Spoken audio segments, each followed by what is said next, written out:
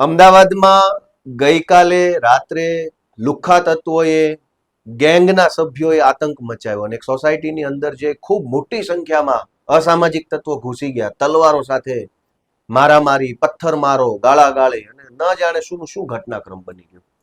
ટીવીના માધ્યમથી અને વાયરલ થયેલા વિડીયોના માધ્યમથી આપણે બધાએ એ ઘટનાને જોઈ.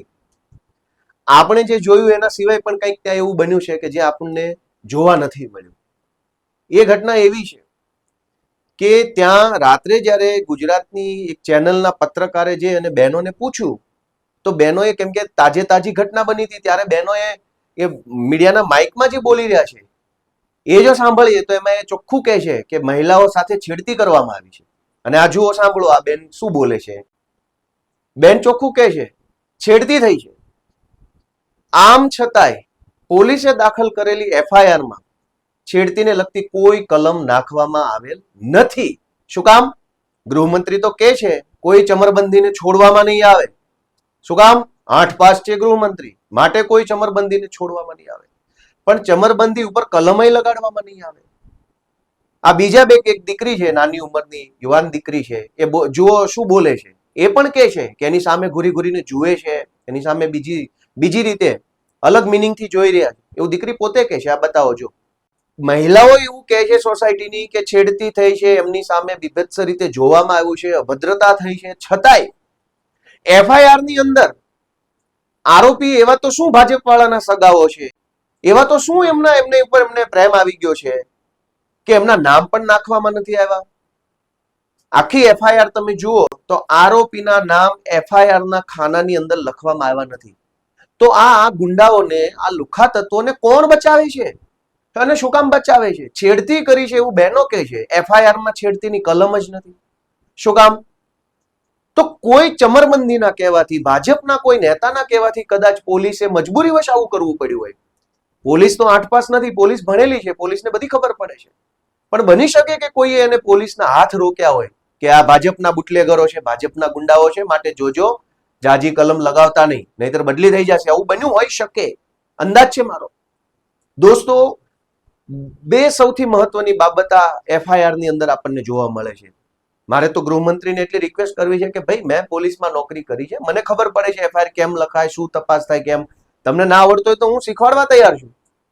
શીખો તમે, એમ બધા પાસેથી શીખો છો, થોડું મારી પાસેથી શીખી લો કે કેવી રીતે છેડતીની કલમ એડ થાય.